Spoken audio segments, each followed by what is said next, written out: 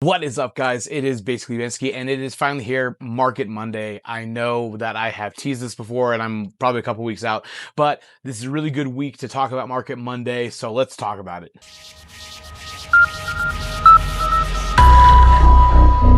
What's up, guys? I'm basically Vinsky, and if you're new here, welcome to my channel. We talk about 3D printing, small business, tech, travel, all that fun stuff. Just so much stuff that's basically me. So if you're new here and you'd love to subscribe, go ahead and subscribe to the channel, like the video, and comment down below what kinds of things you want to see from me. Basically Vinsky. So this is the beginning of our new series, Market Monday, where we are going to talk about the previous week of sales and markets that I did. I want to just kind of make these really quick and brief because I want to help you guys understand what it looks like to have a small business, more specifically, obviously, in the 3D printing space, but kind of what things were selling well for us, what things weren't selling well, what things we saw, what things we noticed, and just kind of talk about that so it gives everyone a better idea of what to expect or how to plan for their next event. Now, full disclosure, I am here in Utah County. I just want to put that out there because there is a very different type of person that shops here than they'll shop somewhere in South Dakota, somewhere in Florida, somewhere in Tennessee, New Jersey, all those different places.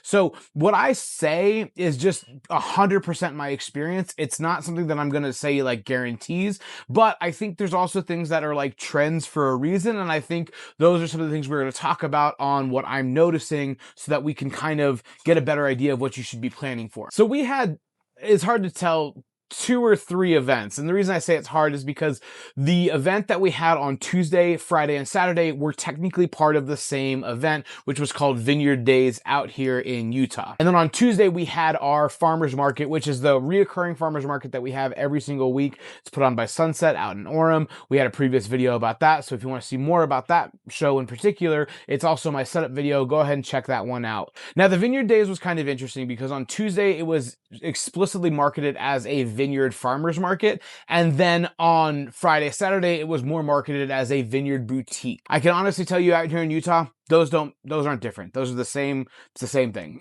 We are same,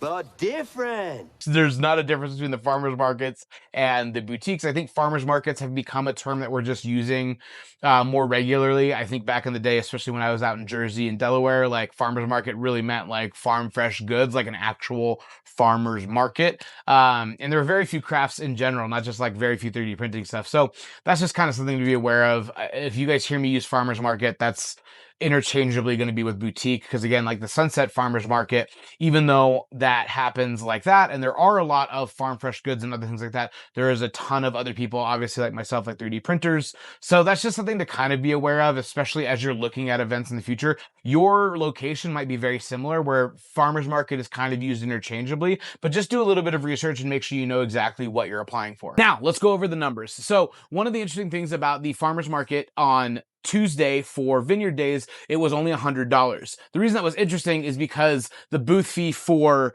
Friday, Saturday was $300. So it was a little bit more. So in total for the Vineyard event, we spent $400. And the Orem Farmers Market is a $40 booth fee, and that's a reoccurring booth fee. So that's just kind of something to be aware of. So we're sitting right at $440 in just booth fees in general. Now, I always told you guys I'd give you full disclosure so I can talk about what we're doing. So let's talk about that. On the first day for the Vineyard Farmers Market, on Tuesday, we made $1,515 and some change. Awesome day. Such a good return on a $100 booth fee.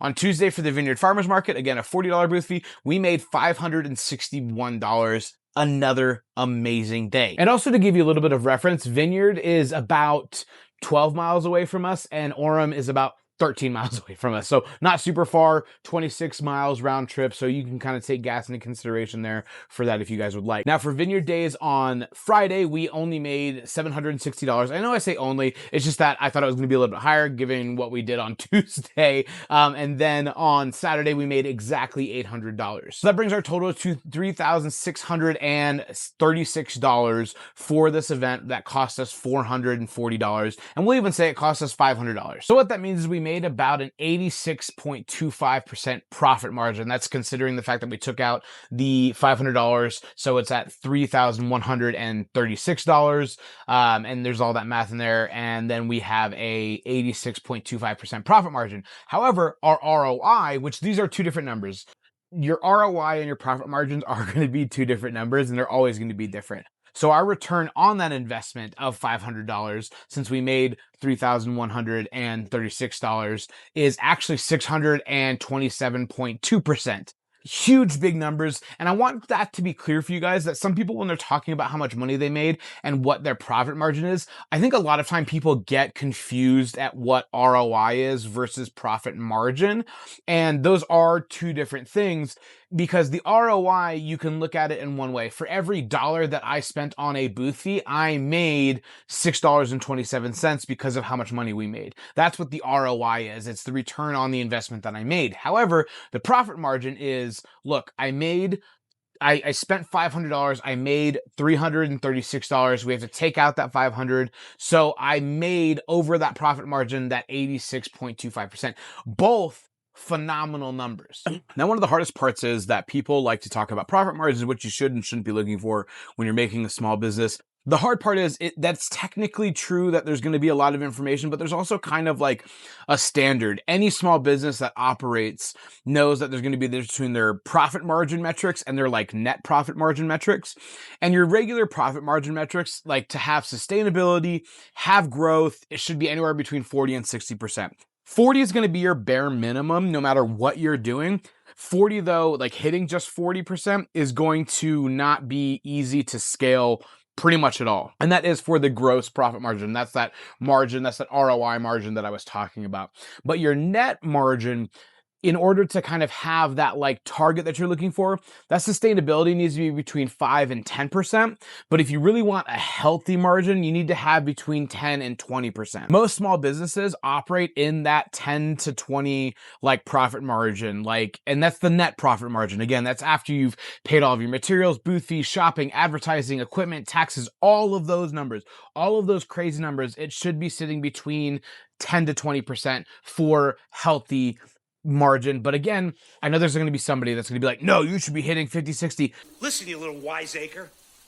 I'm smart, you're dumb. I'm big, you're little. I'm right, you're wrong.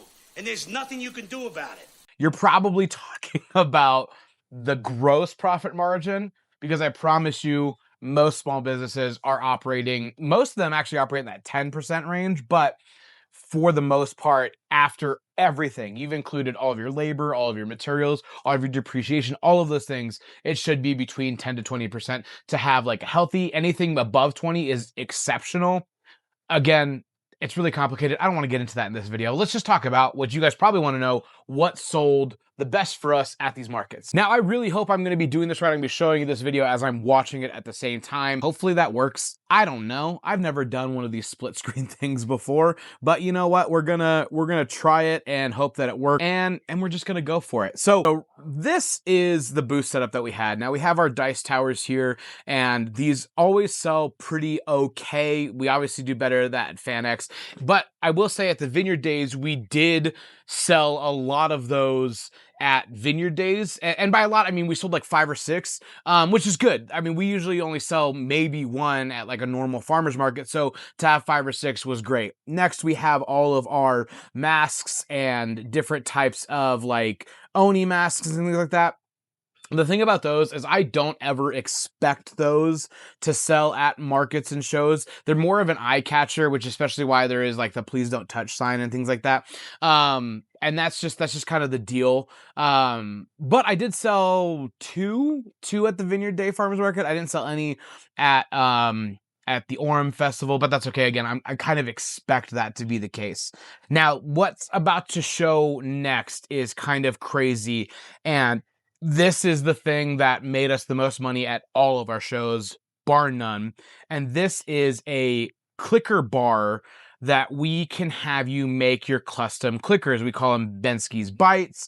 And this is everything that's happening here with those. So let's pause that real quick. Now, those were our Bitty Bites. And I actually have one right here. This is what it is. It is a custom clicker keychain where you can make your own adjustable lengths. Now, we've used a couple people here and there. We've used Popular Prints. We've used this guy who's found on Thanks, who has his commercial license. But we basically have a build your own clicker bar. And what happens there, and actually let me get a good, let's try to go back in the video and so you can kind of see what happens here. Or we can have, there we go. That's a good shot. So what happens is you have a basket that you can grab, and you're gonna grab your letters out from the different letters that are available. Obviously, we have the whole alphabet, and you're going to be able to build your name or a word, and you're going to be able to attach all of these different clickers like this one together in a line, and then we give you a lanyard, and then you're able to go and move forward. Now, the way we have these priced is that the first 4 characters are $10, and every character after that is $1. So if you spell love, it's $10. If you spell love with a little heart emoji, it's $11. We've priced these out like really, really extensively, and that is a really good price. It's a good price, and it's sustainable. We make enough money off of everything we do with that.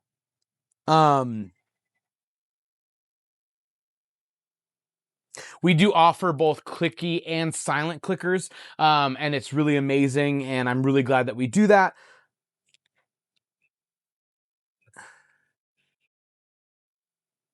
And as you can see, like right here, this is kind of where, this is how the setup looks. I know my tablecloth's dirty. It's because of our little accident we had a little bit ago.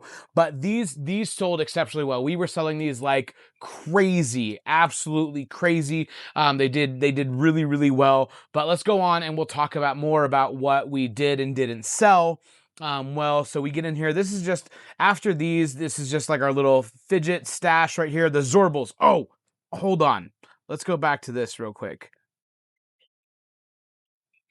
I sold out of Zorbles. The way we do our Zorbles is we do them $3 for 1 or 2 for 5, or if you want a case, it's $6 for 1 or 2 for 10. And holy cow, did we sell out of we sold out of Zorbles. We sold out of them at Vineyard Days. People love those. I wish we would have had more. If you are not subscribed to these guys over at Blob Lab, do it, because these Zorbles are next level. I'll have a link down below. Okay, so we have the regular fidgets, just standard fidgets. Now the biddies, obviously our biddies sell exceptionally well. Bensky's biddies. Now, part of the reason our biddies sell well is because I have really done the research to really figure out exactly what a good profit margin and price point is for these. I do them at 3 walls. I do them at minimum a 10% infill with gyroid. These are good. They feel good. But we do ours where you get a large biddy for $5 and then you get a medium and a small one for free, or the mediums are $3 and you get a small for free, or the smalls are $1. The interesting part is almost everyone around us sells the same size as our smalls for $3 a piece. So people come and flock to us. And you can see here, even from the sign, we have a biddy bundle where you can get 5 of each size for just $20, which is just absolutely insane in my head. But also, I'm going to tell you right now, especially because of the snap maker, we are making an obscene amount of profit on those. And so if there's anybody telling you that that's like way too little, don't listen to them. Like, charge whatever you want, go for it. But I'm not here to rip people off. I'm here to give people a good time and have a lot of fun. And the snap makers have made it exceptionally better to have a better, tighter profit margin. And if you guys want to get snap maker, down below. And also, actually, I launched a giveaway on my Instagram today. So if you want to win a snap maker, go to my Instagram, make sure you're following me. The rules are all there. I'll have that post pinned down below as well. But the biddies did exceptionally well. Next, we have the dragons, standard dragons. Dragons do fine. They actually did really, really well at Vineyard Days. We had a lot of success with dragons at Vineyard Days. We actually sold out of almost all of our character dragons. But they're like hit or miss at the Aura market, so it was kind of whatever. And then next, we're going to have some more masks and more helmets that I've made. So we have those there. And then we have just some other things from like STL. So that's kind of just a wrap up of what we sold, what sold well, what didn't sell well. Every market's going to be different. I promise you that even though we sold out of most of our dragons at the Vineyard show, I'm probably not going to sell another dragon for a week or two. I don't know. We'll see. We have another pretty big event coming up next week, but the week after that, babies due. So my baby's due on the next Market Monday.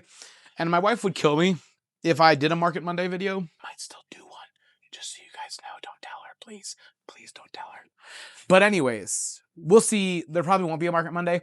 I am going to have some videos coming out. They're definitely going to be older videos. They're definitely going to be videos that you can tell that I've recorded ahead of time. So just be on the lookout for those. But yeah, Market Monday with Basically Bensky. Tell me what more you guys want to know. What more things do you want to know about? What do you want from Market Mondays? And if you really enjoyed this content, make sure you're please subscribe to this channel. Please like the video. And again, comment down below, what more do you want out of Market Mondays? These are supposed to be quick. I want these to be under 15 minutes, if at all possible.